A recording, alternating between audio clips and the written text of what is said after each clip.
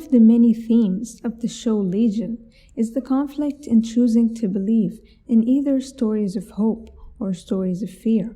In Season 1, David struggles to believe in stories of hope, the idea that he is a superhero and he can have a normal life, and stories of fear, the idea that he is unlovable. In Season 2, David is completely believing in stories of hope and is convinced he is the hero. In his eyes, he cannot do anything wrong because he is the hero of the story, and the hero cannot be in the wrong. The part of the show I love the most is how it involves the viewer in the most unique way. The way it holds up the mirror at the end, the way it makes you question your own expectations and desires for the vengeance we all thought was coming. The season premiere, Chapter 9, wastes little time reuniting David with the Summerland group, which has taken up residence at Division 3. But after a year away, David's got some explaining to do, mostly to Sid, who came up with some interesting ways to pass the time. It's clear that though he's back with his friends and lover, David's not entirely home again. Everyone suspects he's lying about having no memory of what transpired during the past year. Sure, he acknowledges the occasional flash of remembrance, being surrounded by trees on top of a tall building, dancing in a club, but to him, it's supposedly only been a day. Autonomy saw memories, Clark suspects they're in there, and even Sid believes he's keeping secrets. And we know what happened in that floating sphere that spirited him away at the end of Season 1. He saw Sid in the future, asking him to help the Shadow King find his body, the very thing Division 3 is working to ensure never happens. So the question becomes, has David figured out a way to lie to himself or to others? Truth is, we don't yet know what David is capable of after his year-long absence. Jon Hamm's narration recounts first a large metaphor for the experience of madness, then a description of how delusions begin and take hold. We also hear the classic philosophical story of Zhuangzi dreaming of being a butterfly, then awakening and wondering if he was actually a butterfly dreaming of being Zhuangzi. It's an apt story in this case, because not only do we not know if we're watching David being his true self with his friends, we don't even know if we're watching a delusion take hold in David. The most prominent scene in Chapter 10 is the first meeting between David and the Shadow King in his true form. This time, we finally get to discover Farouk the character, rather than Farouk the monster or Farouk the Lenny puppeteer. This scene describes how Farouk and David are basically these godlike creatures.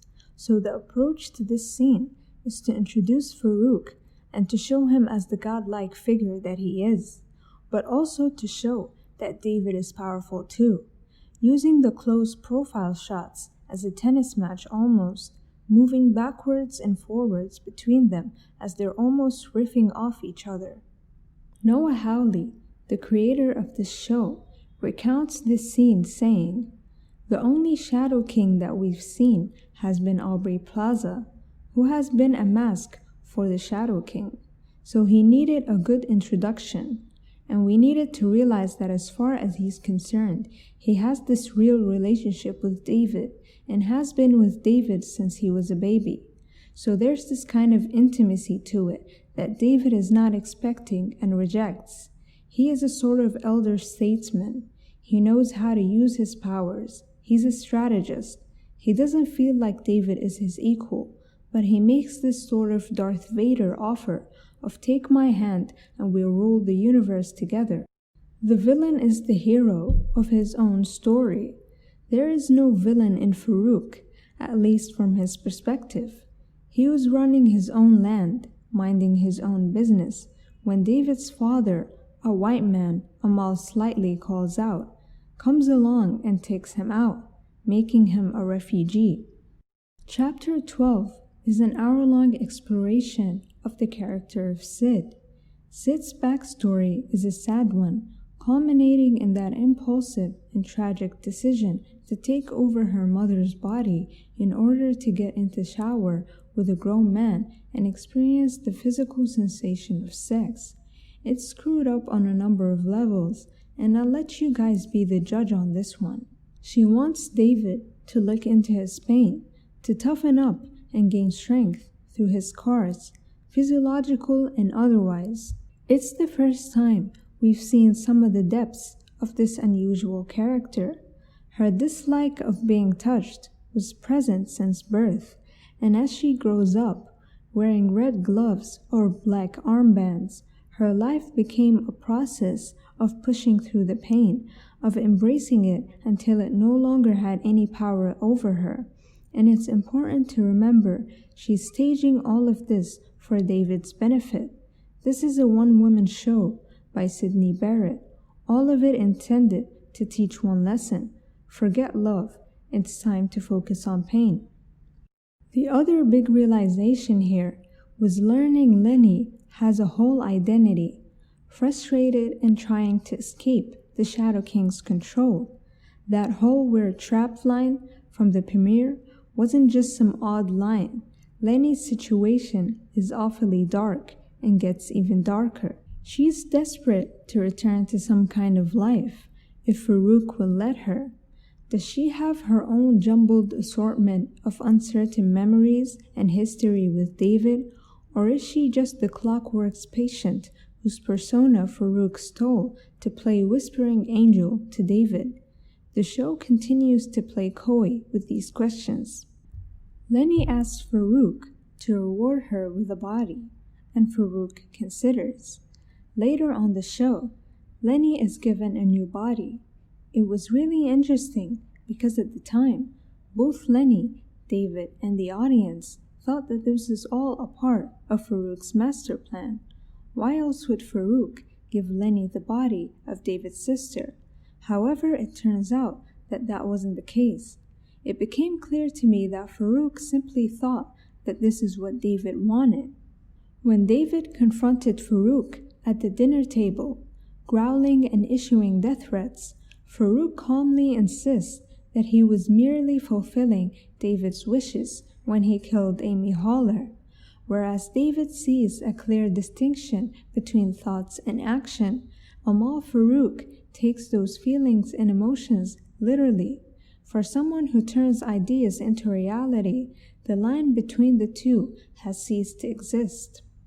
In Chapter 14, we're seeing the psychic playing out multiple versions of himself in many different lives, and as these various selves go about their lives, some happy, some not, some seemingly damaged beyond repair, the story starts to come into focus.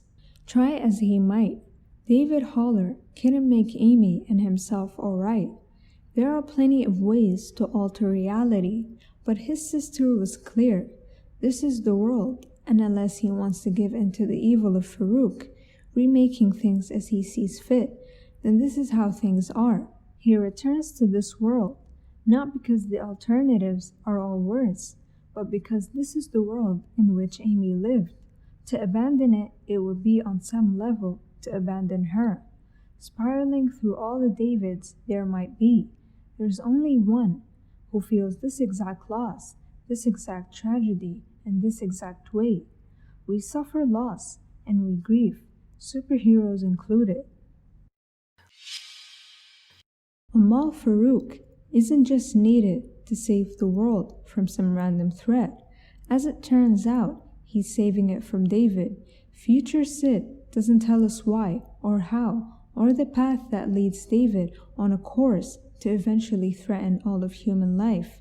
She doesn't need to. We've seen enough to know that dark and distorted endings can come from the noblest of beginnings. Much as a delusion begins, only to swell and grow bigger and end up causing the very suffering it's trying to prevent, so too can a hero become a villain. David has been quietly assisting, or at least not actively working against Farouk for most of the season. The warnings from future Sid guiding him to the uneasy decision to help the Shadow King find his body But the death of Amy changed that. It pushed David towards vengeance, toward an animalistic rage that consumed his rational plans.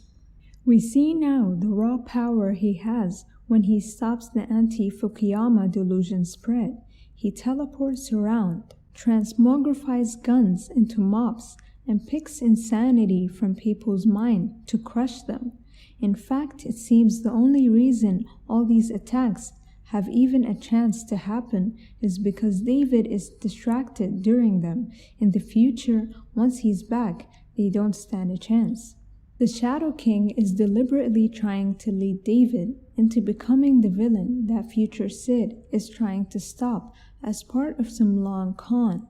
In his conversation with future Sid, he wasn't surprised to learn about David becoming a global threat. That could be because he knows both of David's dark side and the scope of his powers better than anyone.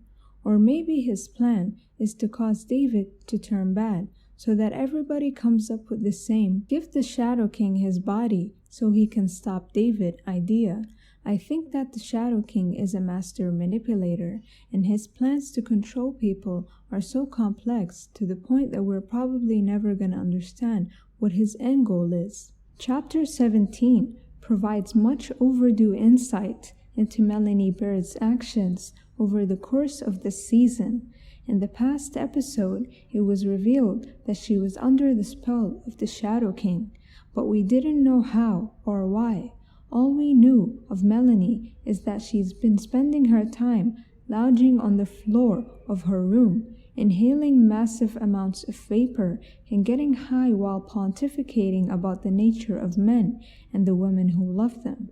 Oliver returns to lure her into the thrall of Farouk, as the vision of her younger self leads Melanie into a psychic poolside prison, just long enough to pull from her the information he wanted about the monk at Division 3. I think Melanie knew what Farouk was offering her, and once Melanie helped him, Farouk delivered with his promise, giving her Oliver. Lenny, by contrast, remains as fascinating and flawed as ever. She escapes Division 3 thanks to David's intervention, only to run straight back into her former life of drugs and depravity, to really embrace debauchery and make up for lost time. As she informs Amy, she wants to act like the past year or so never happened, to return to her selfish, chaotic life. But her new guardian angel and that nagging conscience won't let her. Hence, she arrives in the desert, weapon in tow, ready to carry out the unknown, but presumably violent plan of the man she would almost do anything for. Everything comes to a boil in Chapter 18, with Farouk/Melanie's presentation to Sid, the slow and steady hammering away at her insecurities and fears regarding her boyfriend. And it isn't a fun one to sit through. We're predisposed to dislike this analysis of David, rendering him sinister and psychotic in the face of everything good we've seen about him. And we eventually realize this is Farouk speaking through Melanie, taking her bitter anguish and using it to pound away at Sid's confidence and trust. In Chapter 19, David defeats the Shadow King and starts pounding him senseless. But before he can land a fatal blow, Sid shows up and tries to shoot him, having been convinced by Farouk/Melanie that her boyfriend was indeed becoming a monster who must be stopped. It's understandable David would feel betrayed. He had just done a bunch of ugly stuff, all in the name of protecting his love, and he's not that person, not yet anyway. It's actually very easy to feel for David in that moment, as he's so hurt. So when he wakes up in his own basement and proceeds to have the three-way argument with himself, you can see why these new versions of David have erupted. He's wounded, and the one person he truly loved has somehow rejected him in the most clear-cut manner imaginable. So a part of him tries to make sense of it in any way he can. Hence the disagreement. She's his parasite, Her love is the delusion. They all owe David everything and he should just take charge as a superior being. I speculated that the lessons over the past 7 episodes had reached a natural conclusion. After summarizing the many philosophical discussions contained in each with a "what we have learned" wrap-up, another lesson begins, the most alarming delusion of all, the idea that other people don't matter. It was very clearly about the delusion of narcissism. It was a modern interpretation of the cave allegory. That allegory was then extended to what if you could move or behave in the world of shadows, and because those shadows are depersonalized, given that they are a shadow and you are you, that other people don't matter. It becomes more and more clear that David suffers from that very same delusion. To be fair, I do think most of the events of the finale were manipulations by the Shadow King. Certainly, I don't think David would have broken so soon if the Shadow King hadn't backed him into this corner. So the question is, did all of David's friends turn on him because of his actions, or is the Shadow King manipulating them to go against David? Because David's crimes seem so much smaller than the Shadow King. There is an element of truth in all great manipulation. Farouk couldn't have flipped everybody against David without some truth to build from. It was David who was desperate for Sid's love, and it was David who didn't have the patience or the basic human respect to let Sid break free of the Shadow King's manipulations. He thought he could decide what was best for Sid. We've all been guilty of that at some point with someone we really love, because love can turn towards control if we aren't careful. Once he decided to take a shortcut, the prophecy became self-fulfilling. The Shadow King might have set the trap, but David stepped into it willingly. David's behavior towards Sid in that episode is certainly not love. I hope you enjoyed this analysis. Check out the Season 1 breakdown if you haven't already. Part 3 is coming soon, guys, so in the meanwhile, like this video, comment, and subscribe. Thank you for watching, and goodbye.